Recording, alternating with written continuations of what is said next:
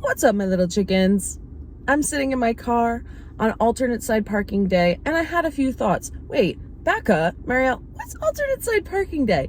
In New York City, depending on what side of the street you park on, they have street sweepers come through, and you have to sit in your car and move it out of the way when the street sweeper comes, and then move it back, hopefully, to what spot you had.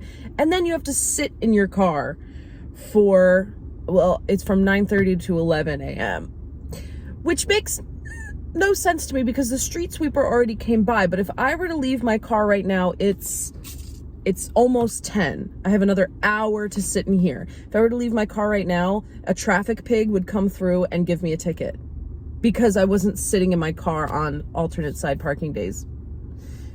It already came through. Why do I need to sit here? This isn't what I want to talk about. Okay. What I want to talk about today, what I wanted to goss about with you is the idea. I apologize if I'm a little slow to get my feelings out, and I trip over my words a little bit. This is the first time I'm speaking out loud today. But the idea, I want to get this off my chest. The idea of timelines. Let's talk timelines, especially when it comes to dating and romance. Okay. I have seen for a long time, but I've recently seen, it's probably just because that's my algorithm's oh, you want to see this, but I have seen a lot of talk about what is an appropriate timeline to be dating a man before he's taking advantage of you, before he's, playing in your face, and just dragging you along, right? I watched a video last night of a dating coach say that you should, what did he say? If he doesn't call you back in 3 days, let it go. If he doesn't make you his girlfriend in 3 to 4 months, let it go. If he doesn't propose to you in 2 years, let it go, or something like that. It's about that timeline. And I actually agree with him on that timeline, right?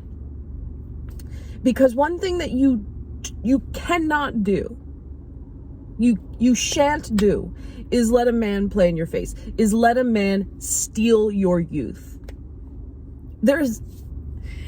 Honestly, it should be punishable, but as a capital offense, to let a man steal your youth and string you along thinking that you are going to get that rock, that you are going to get married, that, he is going to pledge his life to you. There is nothing worse. And I don't blame women for it. A lot of people want to say why would you wait around 8 years, 9 years, 10 years waiting for a ring and you don't get it?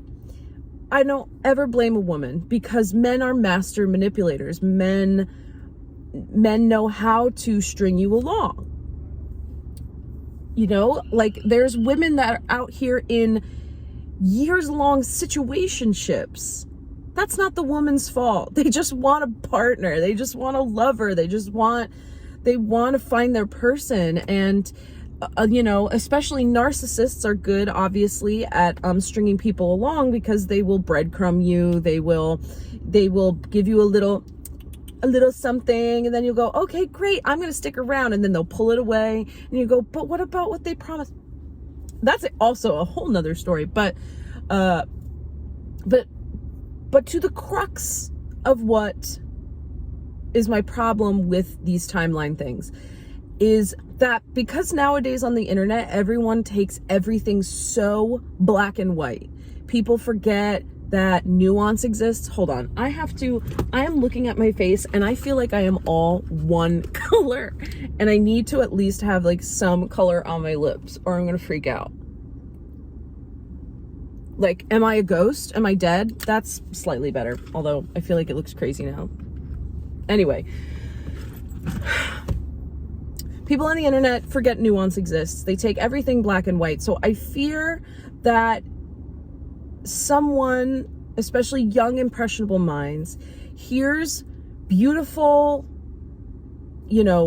mature, experienced women and or dating coaches on the internet say, this should be the timeline that you follow, and if you don't, then that man doesn't love you and he's playing in your face.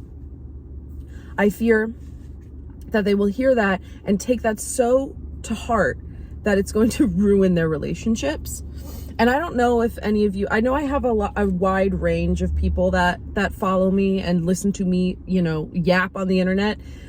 But if any of you are young, don't listen to that. Or at least take that information, stick it in your back pocket, take a little nugget, put it in the back of your head for when your frontal lobe finishes developing, and then you can put it back, because my thinking is like, imagine a 22-year-old hearing that information from people on the internet saying, this is the timeline you should follow or else you're being taken advantage of. And you're a 22-year-old and you just met like the love of your life. Like, this is your person, this is your soulmate, you love them, like you want to be with them forever, but you're also 22 years old. A 22-year-old, 3 years into this relationship is 25. And by the standards of that timeline, they should get married, right? But your frontal lobe is only just starting to finish developing at 25. In fact, when I think about myself at 25 now, at 31 years old, I was basically an 18-year-old. Like, when you're 25, you're an adult, but just barely. You're still going to make so many mistakes, and you still have so much growing and maturing to do that, why should you want to get married at 25? If you want to, that's fine. Obviously, everyone has their own timelines, but like, for the most part, like a 22-year-old that's getting into a relationship and hearing, if you're not married in 3 years, then he's taking advantage of you. It's like, well, I don't want to get married at 25. I still have my career going for me. I want to develop my career. I want to do this. I want to travel. I want to do whatever. Because once I'm married, I want to settle down. I want to have kids. I want to whatever, so, and even past that, like, even if you're, 26, 27, and in 3 years you're supposed to be married, that's still like, that's still kind of early. Like, I'm 31, and, Carter and I are starting to talk about marriage, and I just now feel comfortable with the idea of literally legally tying the knot. Like, just now. Like, I've known I wanted to marry Carter since the beginning of our relationship, but I didn't know when, because I'm still a teenage girl. Like, I know everyone cringes at that, like, joke nowadays. That's like what it's like to be a 30-year-old teenage girl. But I feel that way. I've felt that way for so long. I still can't even imagine myself being a mother, because I'm like, I can't take care of myself. Anyway, yeah, so I feel like my advice would be that timeline is a good indicator of knowing when a man is playing in your face and taking advantage of you. But what you should do to combat that is to talk about marriage early on in the relationship, before you get like super, super, super attached. Obviously, you're going to get attached pretty quick. That's just how human emotions go for the most part. But like, months into you actually dating, being like, being official and, to each other. I'm sorry, there's people doing such weird things in front of me. Like, I don't know what they're doing, and I keep getting distracted. Anyway, in the early stages of your relationship, you should talk about marriage and pay attention to what he says. Pay attention. Don't try to write off any, like, if he's like, yeah, I don't know about marriage, but like, I could get down with it, like, when I'm older, or like, yeah, I don't know, like, maybe one day, but I don't know. Is it necessary? You know what I mean? Like, pay attention to what he says. But if you start dating a man when you're really young, and you really, really all about him, you're like, this is my person, I think I found the one, but I don't want to get married until I'm whatever age, until I've achieved this or whatever. Pay attention to what he's saying, because if he says right off the bat, yes, I plan to be married one day, I would love to be married one day, then great. Then you know that eventually, when you're 28, 29, you're like, you know what, actually, I'm ready to settle down now. You can go to your partner and say, hey, I'm ready to settle down now. Are you? Do you want to, like, what's your timeline? Check in, keep checking in, you know, like 3 years down the line, you can go like, hey, just checking in, like, how are you feeling about marriage? I'm feeling like I might want to, you know, start making the moves towards marriage, and see what they say, and then go from there. But you just need to keep checking in and communicating. I mean, that's the key to any fucking relationship is communication, you know, like you got to keep checking in and seeing how your partner feels. But I think that if you, in the very beginning, say to your partner, hey, this is my goal, this is what I want, what about you? And pay attention to what they say. When I started dating Carter, he was 26. I think he was about to turn 27, but he was like 26-ish. I think.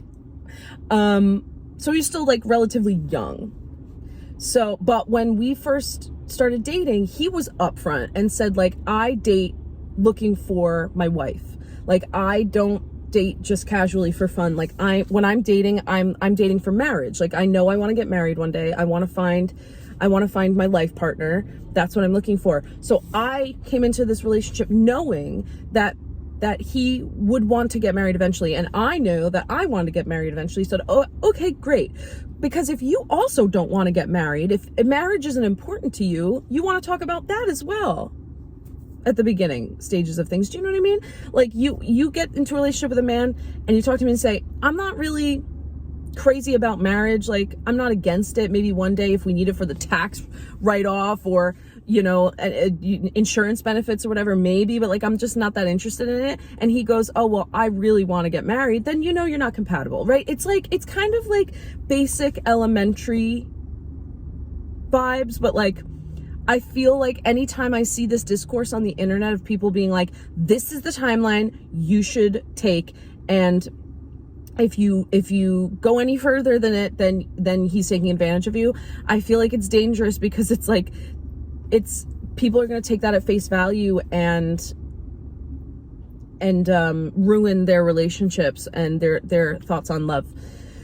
So that's really all I wanted to say. That's what I had on my chest that I had to get off of it.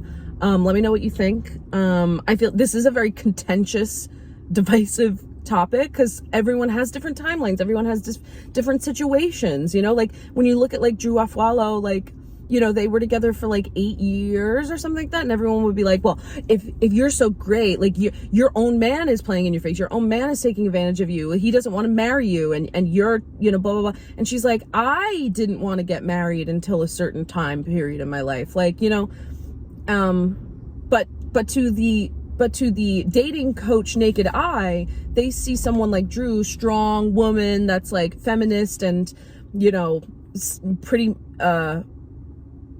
misandrist, and they say he's taking advantage of you. You're a joke. You're a clown. And she's like, have you ever considered that I don't want to get married until a certain moment? So you know what I mean? Like, everyone has different timelines. Everyone has different wants and needs. So I feel like people forget that. I feel like people forget nuance all the time on the internet. Whoa. You know? Okay. So that ate up some of my time sitting in my car and wanting to bash my head against the wall. All right. I love you so much. See you in the next one.